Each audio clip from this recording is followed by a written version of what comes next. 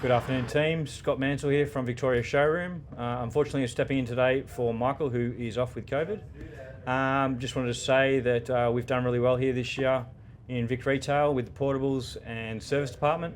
All branches have received great feedback, which is really good to see. It gives a great image to the company. And I'll hand you over to Diamond and Gerald. Thank you.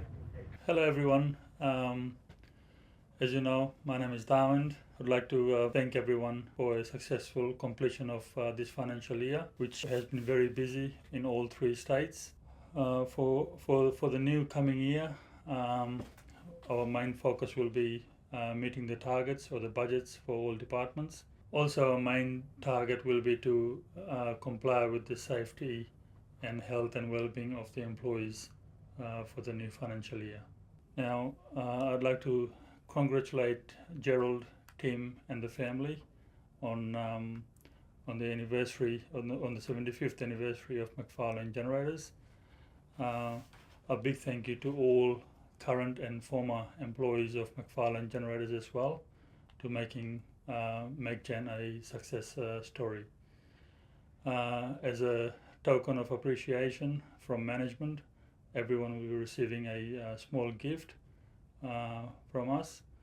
I hope everyone enjoys that. I will now hand over to Gerald, who will give a brief history on McFarlane Generators from the beginning, and hope everyone had a enjoyable lunch, and all the best for the afternoon. Enjoy. Thanks, Scott, and thanks, Diamond, for your introductions. And that 75 years is a long time to be in business. And I'm going to provide a brief history as I know it to be. Mel himself was an outgoing person. He was proud of his Scottish ancestor, and his full name was Malcolm Alexander Whitfield McFarlane. In the commencement of the business, he had a partner, Ian Allardyce. Both were in the army in World War II, and they were both in the Armoured Corps, and they were up in Darwin. And that Macca never went overseas, which irked him quite a bit, because he always wanted to be a returned soldier, but he not going out of Australia, he wasn't a returned soldier. He was very strong in the Clayton RSL. Both of them worked at Thomson McKenzie, who was a major electrical contractor and switchboard manufacturer in Prahran, and everyone knew Thomson McKenzie. Macca was an A-grade electrician in the company, and Ian Allardyce was a B-grade electrician in the company. In August 1949, as Macca told me, they decided to go out on business on their own. And of course they called the company M.A. McFarlane Company, because a person that didn't have an A-grade licence wasn't allowed to hold an electrical licence. When they joined together in Prahran, the first motor vehicle, or the first vehicle they had, was a motorbike and sidecar.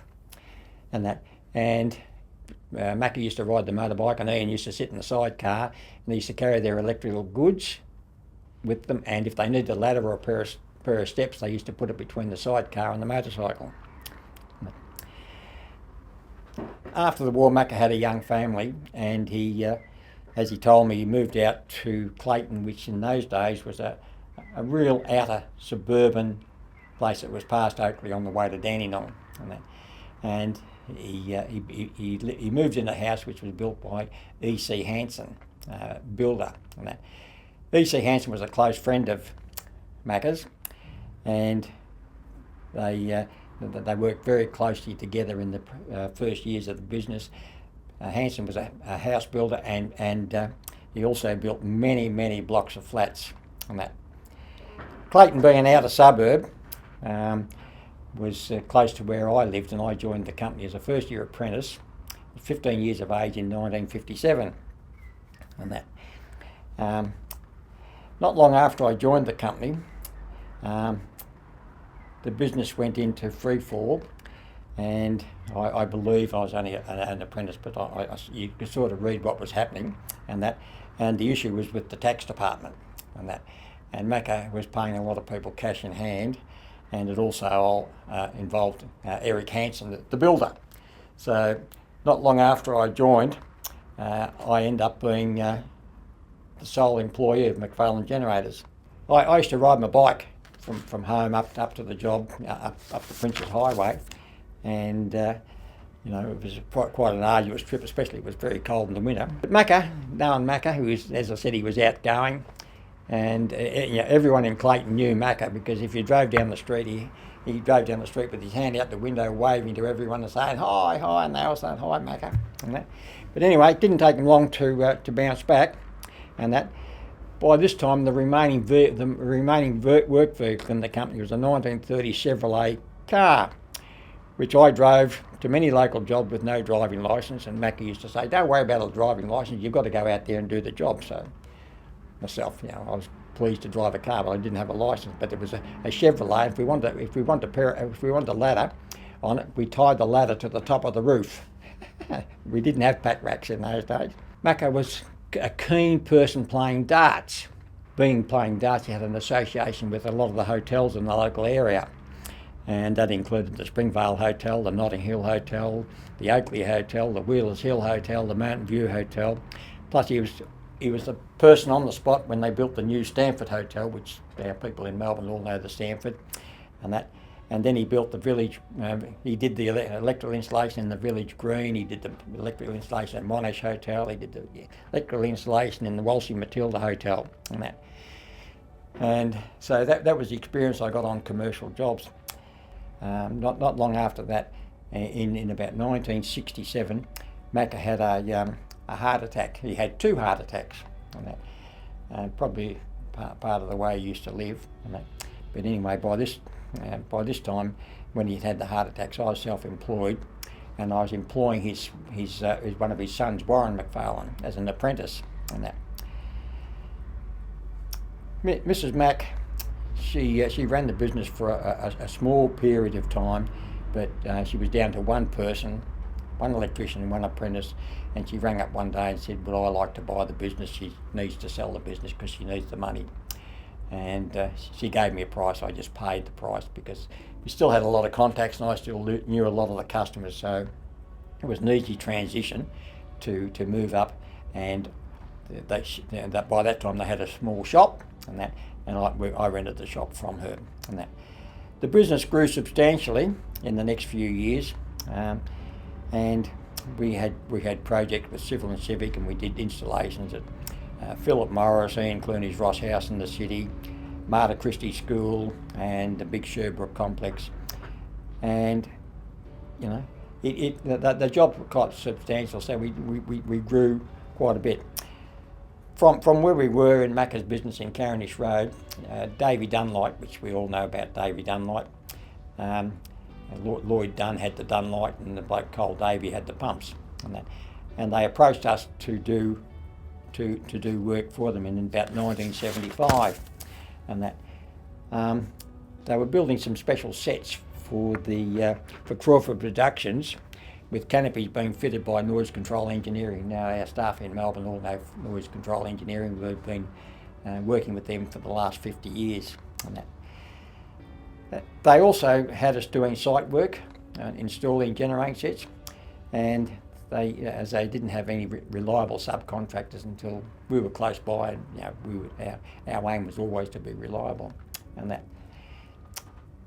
So we ended up, doing some staging. But when we were pricing the jobs for installs, there were sets to be taken out, and Dunlight said to us, well, you should be looking at the sets. You want to buy them? We've got to get rid of them somehow. We don't want them because we build new generating sets. So that was our first foray into buying second-hand generating sets and then selling them onto the market. And it's amazing how that business developed in that particular time, because really close to Melbourne, people were still requiring generating sets because the matriculation wasn't out. Warrigal Way, Drurin Way, down the peninsula, and that. So anyway, one of the jobs that came on board was with Crawford Productions. We all know Crawford Productions. They did Homicide, Neighbours, and all the other jobs. Anyway, there was a film to be done called The Chant of Jimmy Blacksmith. It was done up at Muswellbrook, and the company doing the production wanted a generator set on a trailer. they asked Dunlite, and Dunlite said, well, it's not something that we want to do, and they asked us to do it. So in conjunction with noise control engineering again, we built a generator at 55 kVA for Dunlite on a soundproof in the soundproof canopy and put it on a trailer, and we called that HP001. That was the first hire set that we had. After that, the films just exploded. The films, there was many films followed after that particular film, and we decided that the requirement was for some film lighting trucks, because none of the gaffers working on the films had. They were electricians, but they didn't have any generating sets. So we built up to 17 film lighting trucks over the period that was on. And we worked on the films Anzac, Picnic at Hanging Rock, Crocodile Dundee, Breaker Morant, The Earthling with William Holden from America, and Elijah Fraser and My Unfortunate Life, many of them and that. But anyway, like everything, the industry fell over with Paul Keating, recession we had to have, and the removal of the tax concessions. It fell over in one day, and that we had a film lighting truck out on the job out at up in Queensland, and the people just walked off the site and left the tents out there, and the truck was left there. At least they turned the generator set off, but the doors were all open and everything was just vacated. And that's how the film industry ended in Australia, when they stopped the tax in there. And it's never really recovered. During this period, which was in the company became the preferred dealer and installer for GEC diesels, which were also in Clayton.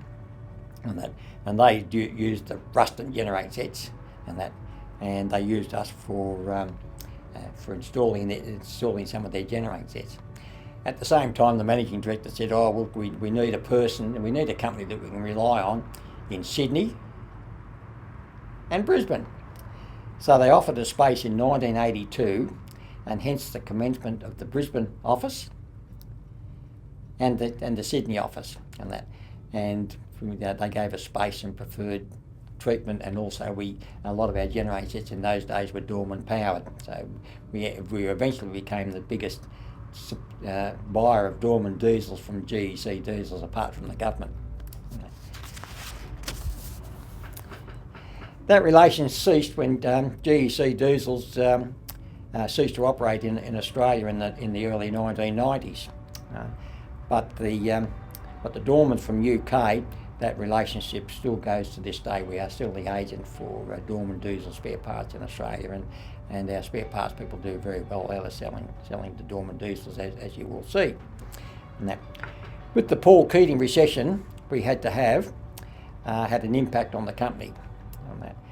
Nearly took the company to the wall, as it did to many others.